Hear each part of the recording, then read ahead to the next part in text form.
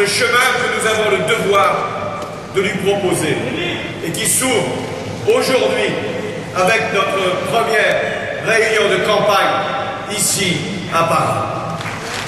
Je veux d'abord vous saluer de cette République et pour nous de cette gauche.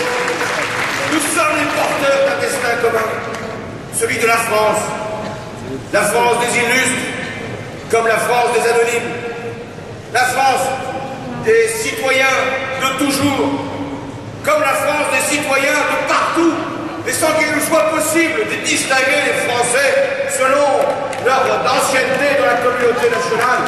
Il y a ici des Français citoyens nous sommes des enfants de France républicaine qui nous avancer avec tous ceux qui veulent la construire ensemble. Bravo, François!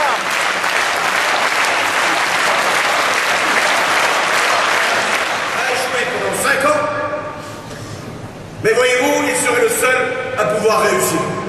Le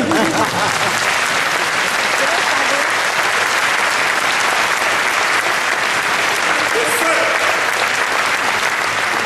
à être capable d'être président au prétexte qu'il l'est déjà.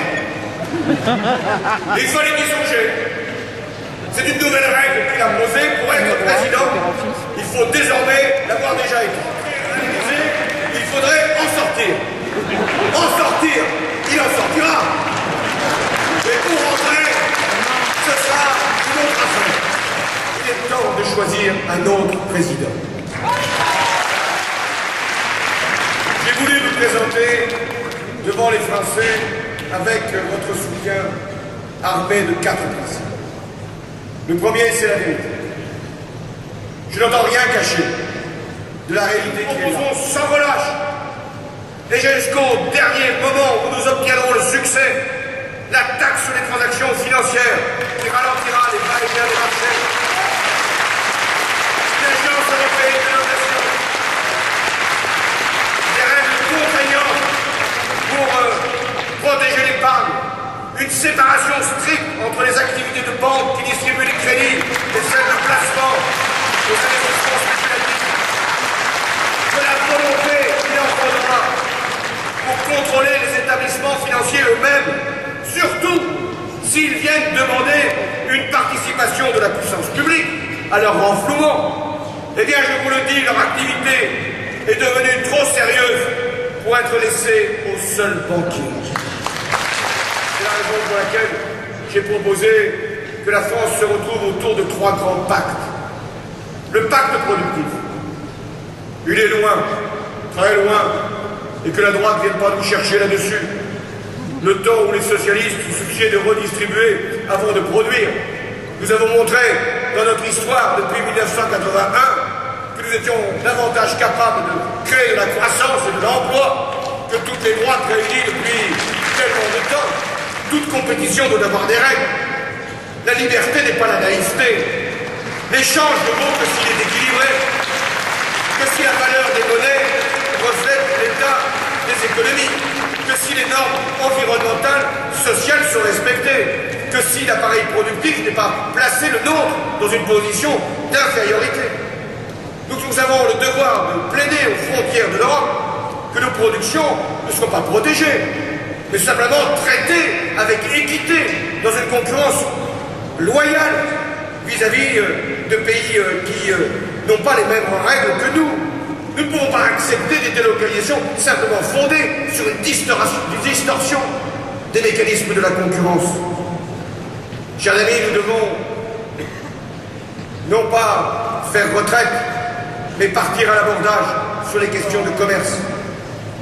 Mais nous refuserons les déséquilibres vertigineux des soldes commerciaux, les manquements aux règles de réciprocité et les compétitivités gagnées trop facilement sur le saccage de l'environnement ou le bradage du travail.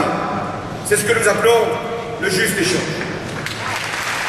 Le second pacte que je propose, c'est le pacte éducatif. Ma priorité, c'est la jeunesse. Pacte productif, pacte éducatif, pacte démocratique. Il faudra reconstruire une nouvelle République exemplaire. Tout commence par la responsabilité, celle du président de la République avec le statut pénal du chef de l'État, avec l'indépendance de la magistrature, avec la fin des nominations discrétionnaires pour composer les autorités indépendantes et même pour diriger l'audiovisuel public. L'exemplarité, c'est ce qui permet le respect de la règle, de l'autorité, de l'ordre républicain indispensable au vivre ensemble. Si nous voulons lutter contre la délinquance, et il le faut, si nous voulons que nos quartiers, nos villes soient exemplaires au niveau de la tranquillité publique, alors il faut que chacun sente que la règle est la même pour tous et que nul ne peut s'exonérer de sa faute, de l'ordre condamné. Une république moderne, avec la fin du cumul des mandats, avec l'introduction de scrutin, sur le pluralisme, avec la parité, avec l'exercice du droit de vote pour les étrangers aux élections locales. Aujourd'hui, le Sénat, présidé par la gauche, avec une majorité de gauche, nous offre ce qu'il n'était pas possible d'engager lors du mandat de Lionel Jospin. La présence d'une majorité de gauche au Sénat nous permet de faire en sorte que notre promesse d'aujourd'hui soit tenue sur le droit de vote.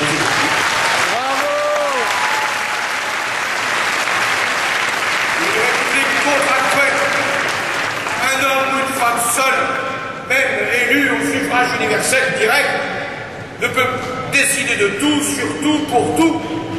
Un pouvoir même légitime ne peut s'arroger le monopole de l'action publique. J'engagerai donc, avec le nouveau Parlement, une nouvelle phase de la démocratie qui hérite de cette volonté commune, cette capacité d'action, cette initiative, ce vouloir vivre ensemble. La crise peut déconstruire cette grande aventure humaine de ces 60 dernières années. Mesurons les responsabilités de chacun.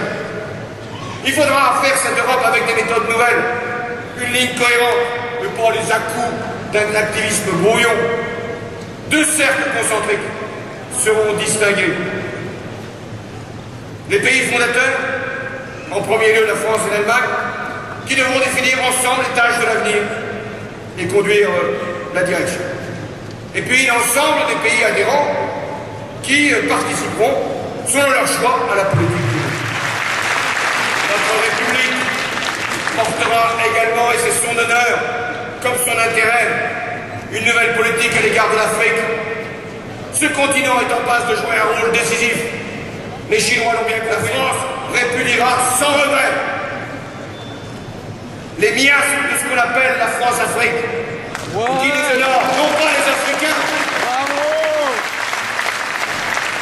mais tous ceux qui s'accommodent de la corruption en Afrique, au point même, si on a bien compris, de faire financer la campagne électorale passée.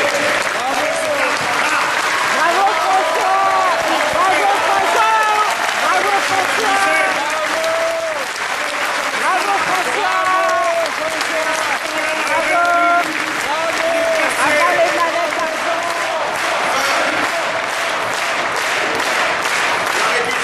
Je n'oublie pas le 21 avril. Je sais qu'aujourd'hui, dans les sondages, l'extrême droite fait plus que ce qu'elle avait fait il y a près de 10 ans. La bataille n'est pas une bataille difficile. Je l'ai souvent relevé, c'est un mauvais président. Chacun en convient.